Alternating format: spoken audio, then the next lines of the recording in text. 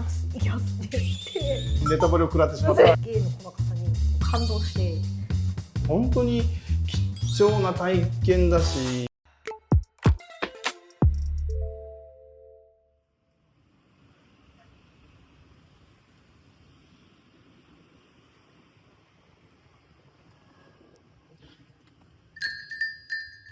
いらっしゃいませ。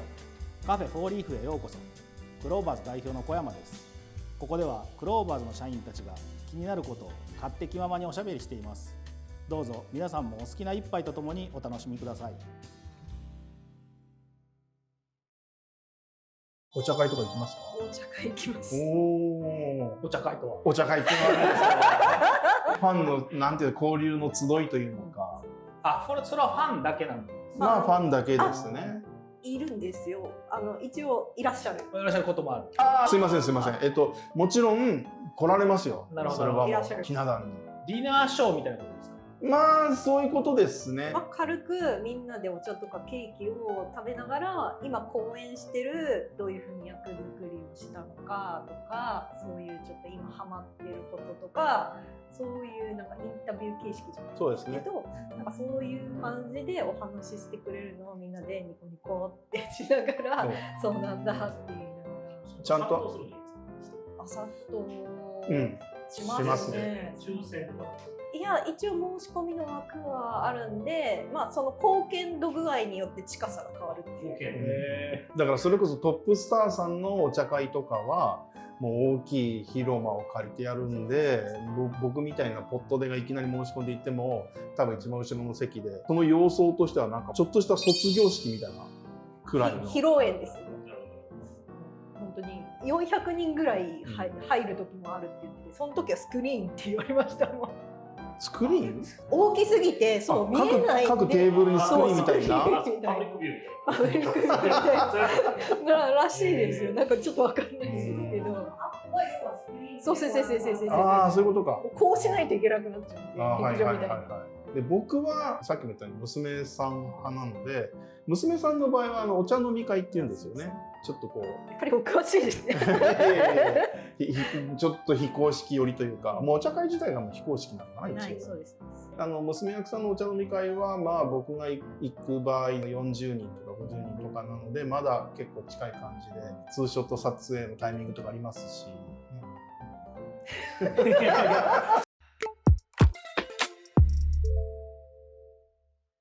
ちなみに奈良さんは歴どれぐらいなんですか？私は初めて見たのが中学生ですかね。なんで轟さんがトップ、雪組の轟優さんが。はい。その頃も亀さんは？いやもう全然。それは何年ぐらい？まだファミリーランドがあった時代だったので、2000年とか。2000年とかだったらのんきな顔して俺デビルメイクライ作ってる頃ですよ。その頃は全然宝塚の存在を知らなくて、ああいうのね、宝塚ファンにハマってる人あるあるなんですけど、ハマった時に過去の自分は何やってたんだって悔やむっていう。特に俺なんてもうこの関西にいたにもかかわらず何やってたんだっていうね。亀さん逆転裁判から？僕は逆転裁判2からの人間なんで全然新参者です。どうしようもない下っ端です。いや逆転裁判が宝塚でやられた。そう、もともと宝塚で逆転裁判やるっていう風になって、で僕母親がもうずっと宝塚ハマってたんですよ。そういう下地があったんですね。下地というのか、なんかその実家に帰ったらなんかもうポスターとか行くたんびに増えてて、何このゴテゴテした化粧の人たちってせっかくね、その懐かしの自分のホームタウンに帰ったのに、なんかもうとんでもないケバケバって感じの様相に変わってて、母親のせいで何これって思ってたんですよ。でっていう時に、僕の同期の匠修が逆転裁判を作ったっていうのがあって、でそれが宝塚で舞台化されるというので、そうだ、僕が見ようと思って行ったんじゃなくて、最初母ちゃんのために車内販売でチケットが買えるっていうのがあったんで、買って送ってあげたっていうのがあって、でそれの逆転裁判2の時にもう同じく車販があって、その時は僕の分もチケットも買って見に行って、もうまんまとハマったという。その時ランチュトムさんが、バウ公演だったんでまだトップさんじゃなかったんですけど、そこからトムさんにはまって空組にはまって、トムさんが花組に移動するのに追いかけて花組に行って、今はもう花組にそのままってことですね。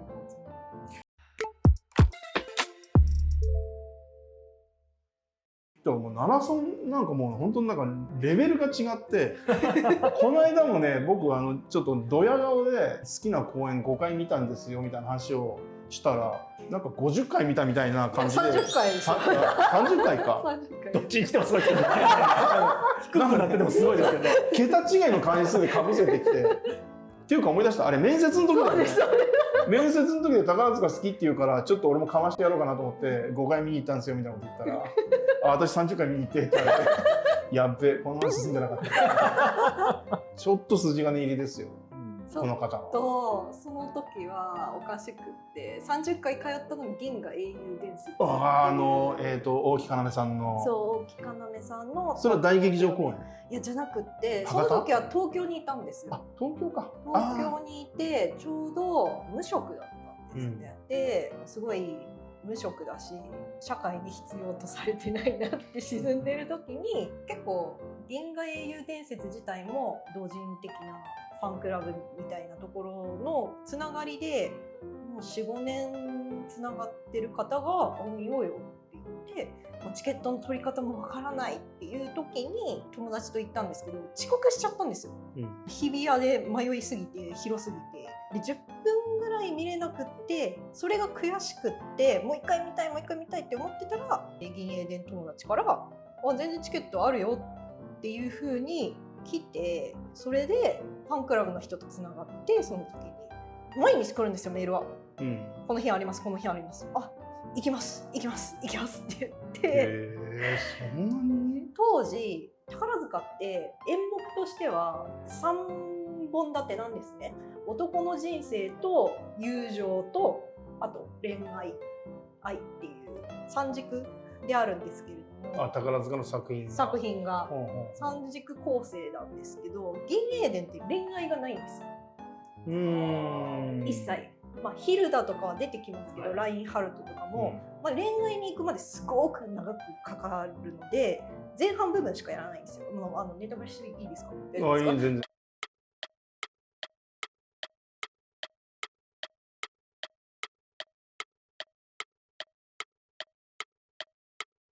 キルヒアイスがなくなるところまでやるんですね。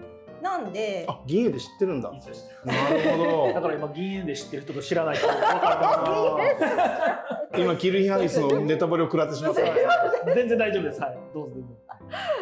でそれで宝塚好きなマザムたちはもうキルヒアイスとアンネ・ローゼ様の話かなって思う程度には、全然恋愛が全くない。もうラインハルトがこうお姉さんをこう帝国の皇帝に奪われて、それを取り戻すのと銀河を手に入れるまで頑張るっていう話だったんで、全然ウケなかったらしくて。そうなの？そうなんですよ。銀河英雄伝説最高に良かったけどね。良かったですけど、恋愛もちょっとだけあるにはあって、ラインハルトと、ヒルダのね、ヒルデガルデ・フォン・マリンドルフ。そうですね。いや、ヒルダっていう、ごめん、もっとかっこいいんだけど俺今噛み倒したしでブルーブルーって歌うんですよ。その歌がまたね、ちょっと胸を打つんですよ。そうですね。ミサギレオンのミサギレオンちゃんのね、美穂さんの歌がとってもうまくて、とても素敵。そう、ミサギレオンちゃんがまたね、ファントムの時にファントムの幼少期を演じて、醜い姿で生まれてしまっ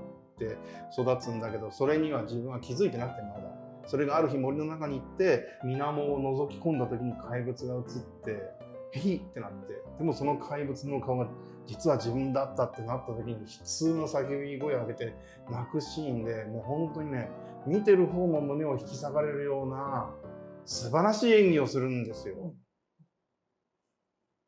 で、何の話だっけ？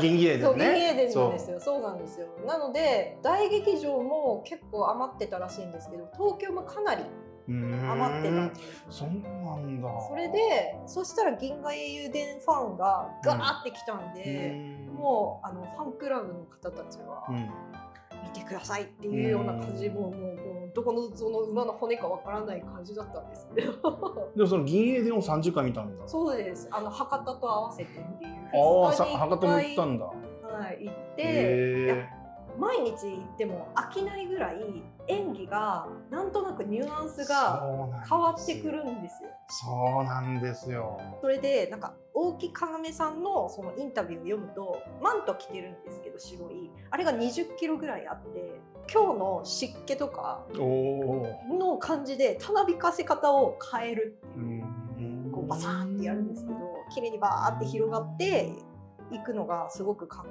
いいところで、なんかその生きてる感じを2階から見たのと1階からやってるので、なんかやっぱり受け止め方がまた違ってくるんです。2階からだとなんかお人形さんがやってるなみたいな感じに見えるんですけど、こう1階から見るとちゃんと人間で肉感があってっていうようなで、ちゃんとコミュニケーションも取ってますし、あとマイクが入ってない方たちもすごい、もう入らないけどセリフはちゃんとあるんですよ。で会話したりとかやって、芸の細かさに感動して30回これで宝塚にハマった人だったら毎日見たいと思うんですよ。